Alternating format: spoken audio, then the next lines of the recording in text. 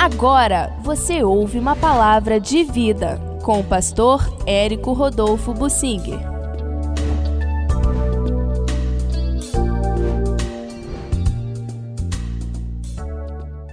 O sucesso de Salomão, analisado, aponta para o que Deus quer da igreja também. Vamos entender isto. Salomão foi um sucesso no seu tempo, sob todos os aspectos. Porém, no final do seu governo, ele fracassou terrivelmente, embora pela misericórdia de Deus ele tenha terminado o seu governo. Não sabemos como Salomão morreu, nem quantos filhos ele teve, nada disso nos é dito na Bíblia, e há um certo silêncio sobre a maneira como ele morreu, como foi a sucessão para que o seu filho Roboão assumisse. Não sabemos se houve partidos, certamente que houve entre os filhos de Salomão.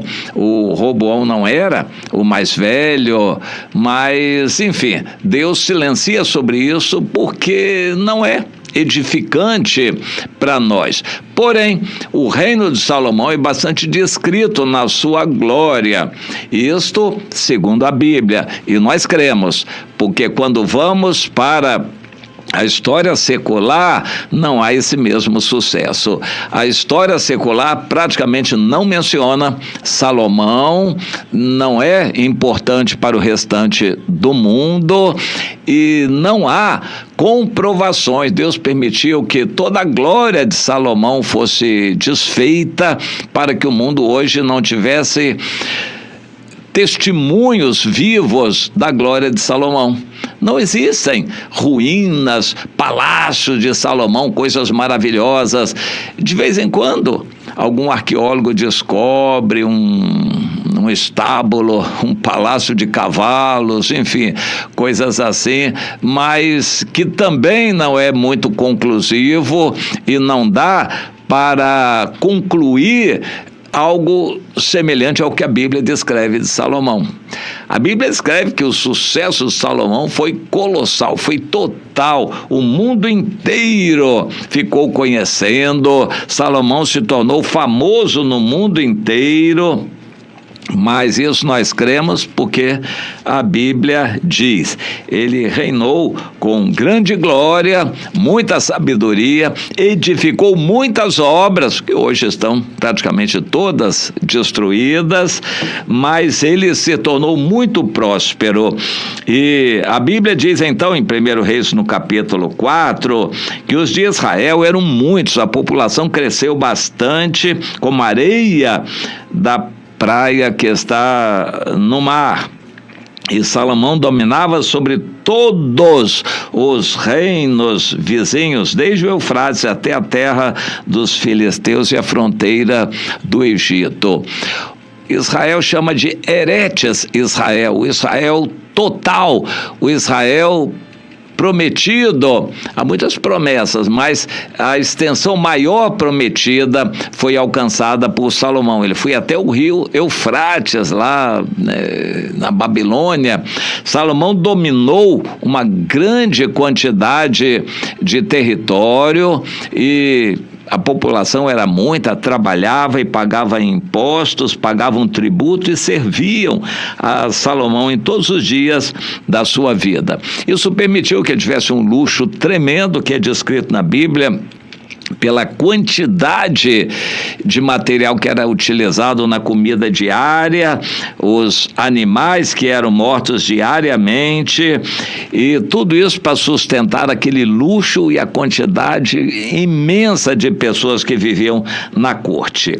Salomão dominava sobre toda a região e sobre todos os reis aquém do Eufrates, e tinha paz em todo o seu derredor. Judá e Israel habitavam confiados, cada um debaixo da sua videira e debaixo da sua figueira, desde Dan até Berseba. Ele tinha muitos cavalos, carros e soldados de infantaria e muitos superintendentes que supriam tudo o que era necessário. Não havia falta de nada, havia muita fartura, luxo, glória e abundância de tudo. Salomão também recebeu de Deus grande sabedoria, entendimento, mais do que todas as pessoas conhecidas na sua época. Ele discorreu sobre todas as plantas, animais. Ele compôs 3.000 provérbios, mais de 1.000 músicas. Ele manifestava a sabedoria de muitas maneiras. E o resumo deste capítulo 4 é o último versículo, que diz: de todos os povos da terra vinha gente a ouvir a sabedoria de Salomão, e também enviados de todos os reis da terra que tinham ouvido da sua sabedoria. Salomão se meteu com o Irão, rei de Tiro, um preposto de Satanás aqui na terra, que criou um grande império dos fenícios, que navegando se espalharam pelo mundo inteiro para fazer comércio e edificaram ao Irão um grande império aqui na terra. Pois o Salomão se uniu com o Irão, aprendeu, criou também uma companhia de navegação e fez concorrência, e foi grande como o Irão também. Daí o fato de ele ter, por necessidade de liberdade comercial, casar com 1.000 mulheres e mulheres de todos os povos. Tudo isso Salomão fez em grandeza e glória. Realmente foi uma época em que Israel ficou conhecido do mundo inteiro, respeitado pelos reis e governantes do mundo inteiro. Mas a pergunta é: de que adiantou isso? Em que Deus foi glorificado? Aparentemente, a única pessoa que veio de longe e deu glória para Deus foi a rainha de Sabá. Não sabemos o quanto isto era puro da sinceridade dela, o quanto era movido por um interesse que ela tinha, que era de ter um filho com Salomão. Mas o fato é que ela honrou o Deus de Salomão, atribuiu a Deus aquela glória toda e disse: não me contaram nem a metade. Sobrepujas em muito a fama que eu ouvi na minha terra. Fora ela, não ouvimos de nenhum rei do mundo dar glória para Deus. O próprio Salomão, na metade do seu reino, parou de dar glória para Deus e se embrenhou pelos caminhos do pecado. Comidas e bebidas e mulheres e, enfim, idolatria por causa das mulheres, e lá foi Salomão pela ladeira abaixo, no sentido moral, no sentido espiritual. Ele só foi descendo. No final da sua vida, ele era um escravo da idolatria, servia a outros ídolos, tinha abandonado o Senhor, e ninguém tenha a menor dúvida sobre o destino eterno de Salomão. Não há uma menção a arrependimento que ele tenha tido dessa vida errada a que ele se entregou. A Bíblia cita umas poucas vezes Salomão, Jesus cita, não para elogiar, mas para dizer que uma pequena flor tem mais glória do que toda a glória que o Salomão teve. Para Deus, as coisas pequenas são significativas. Deus quer ver a sinceridade do seu coração. O pouco que você faça para Ele de todo o coração é muito do que grandes obras que são alardeadas por pastores e líderes e muita gente, muita riqueza, muita coisa. Deus valoriza mais a oferta da viúva pobre. O pouco que você faça com amor e dedicação para o Senhor, Ele sabe avaliar isto. Entenda.